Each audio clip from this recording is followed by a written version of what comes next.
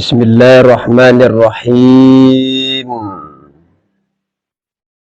Assalamualaikum warahmatullahi wabarakatuh. Alhamdulillah. Alhamdulillahirabbil alamin. Wabihi nasta'in ala umurid dunya waddin. Wassalatu wassalamu ala asrafil mursalin Sayyidina Muhammad wa ala alihi wa sahbihi ajma'in. Rabbi shrah li sadri wa yassir li amri wahlul 'uqdatam min lisani yafqahu qawli, amma ba'd. Jamaah kaum muslimin muslimat rahimakumullah. Tema pembahasan kita kali ini adalah tabdilud dafni fil maqabiri. Keutamaan kita memakamkan jenazah di pekuburan umum. Di pekuburan umum, tidak di pekarangan rumah. Qala Ibnu Qudamah, "Waddafnu fi maqabiril muslimin ahabbu ila Abi Abdillah min ad-dafni fil buyut."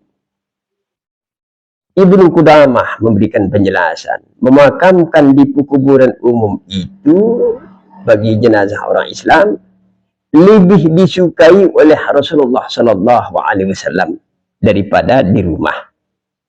Kenapa? Li'annahu aqalla dararan 'alal ahya' min warasatihi. Karena itu tujuannya adalah aqalla dararan, untuk meminimalkan kerugian atas orang yang hidup dari yang berhak mendapat warisan. Jadi perlu digarisbawahi, aqalla dararan, meminimalkan dararan, kerugian, alal ahya, bagi yang masih hidup dari harta warisannya. Kalau almarhum dimakamkan di rumah, tentu rumah itu tidak akan bisa dikembangkan oleh ahli warisnya, karena ada orang dimakamkan di sana, tidak akan bisa dikembangkan ya oleh ahli warisnya ya.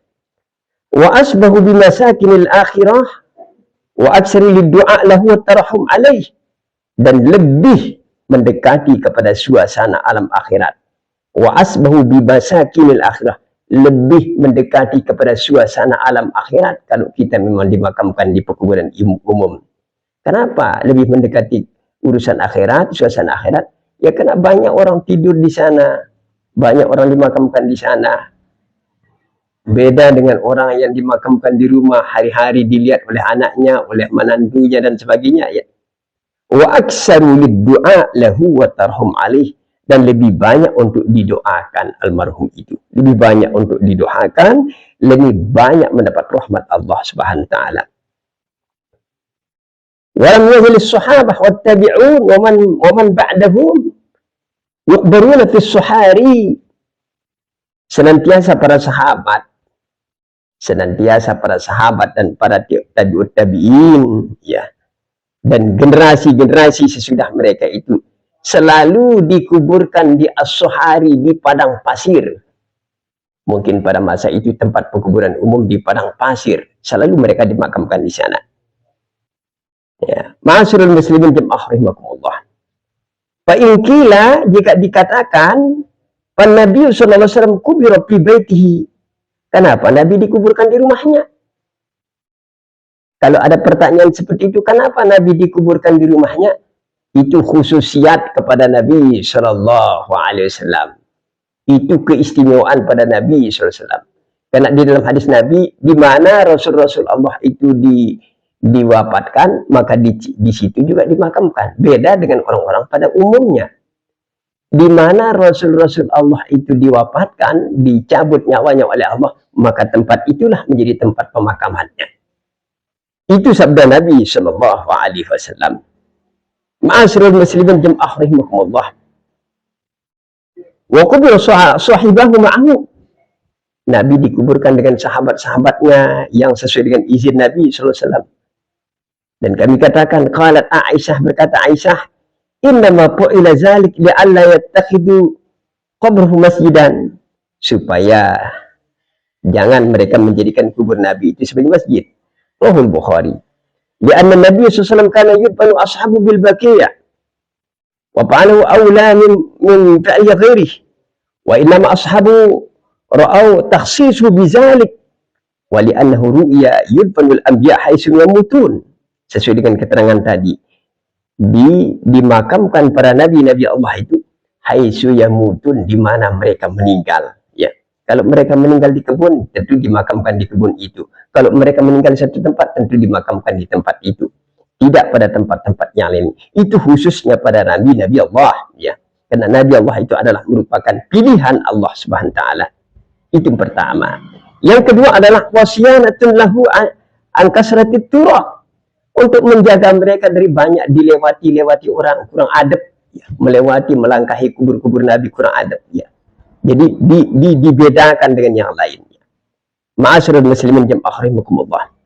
Wa su'ila Ahmad an 'anil rajul yusu an yutna fi darhi qala yutna fil maqabir ma'al muslimin. Ditanya Imam Hambali oleh anak muridnya tentang seseorang berwasiat untuk dimakamkan di rumahnya. Apakah boleh dipenuhi wasiat tersebut? Maka kata Imam Hambali, yutna fil maqabir ma'al muslimin. Hendaknya dimakamkan di tempat pekuburan umum saja, tidak usah dipenuhi wasiat-wasiat orang tersebut. Terkecuali dipenuhi itu apabila tempatnya itu tidak jauh dari 3 tempat. Mana yang 3 tempat? Mekah, Madinah, dan Baitul Maqdis. Kalau tidak jauh tempat orang itu, kalau dia berwasiat, makamkan saya di Mekah, ya tentu dipenuhi wasiatnya. Atau makamkan saya di Baitul Maqdis, maka dipenuhi wasiatnya. Kalau lain daripada itu, tidak diusah dipenuhi wasiatnya. Ma'asyiral muslimin jama'ah rahimakumullah. Lalu pembahasan berikutnya adalah an-nahyu an sabbil amwat. Larangan untuk mencaci maki orang yang sudah meninggal. La yahillu sabbu amwatil muslimin. Tidak boleh mencaci maki orang-orang yang sudah meninggal dari kaum muslimin. Wala zakara musawihim, tidak boleh menyebut keburukan mereka juga. Lima Rahul Bukhari an Aisyah radhiyallahu anha, dari Aisyah sebagaimana diriwayatkan oleh Imam Bukhari dari Aisyah radhiyallahu anha, anna Rasulullah SAW qala, sesungguhnya Rasulullah SAW bersabda, la tasubbul amwat fa innahum qad abdu ila ma qaddamu. Kata Nabi SAW, tidak boleh mencaci maki orang yang sudah meninggal. Fa innahum, maka sesungguhnya orang yang sudah meninggal itu qad abdu, sungguh mereka abdu telah sampai ila ma qaddamu, kepada apa yang mereka lakukan. Sungguh sampai mereka kepada apa yang telah mereka lakukan. Kalau baik akan ditemui baik, kalau buruk akan ditemui buruk. Tidak perlu disebut-sebut lagi. Ma'asyiral muslimin jama'ah rahimakumullah. Wa Abu Dawud at-Tirmizi bi sanadin an Ibnu Umar radhiyallahu anhuma anna Nabiy sallallahu alaihi wasallam qala uzkuru mahasin mautakum wa kuffu an musawihim. Ya. Nabi SAW bersabda dan riwayat yang lain, uzkuru mahasin mautakum, sebutlah kebaikan-kebaikan orang-orang yang sudah meninggal. Dalam satu riwayat, bila kita menyebut keburukan orang yang sudah meninggal, dia diazab oleh Allah Subhanahu wa taala, diazab oleh malaikat Allah. Kata malaikat, teman-temanmu saja menyebut keburukanmu, diazab, dia dipukul, dihajar oleh malaikat Allah Subhanahu wa taala. Maka kita dilarang, ya.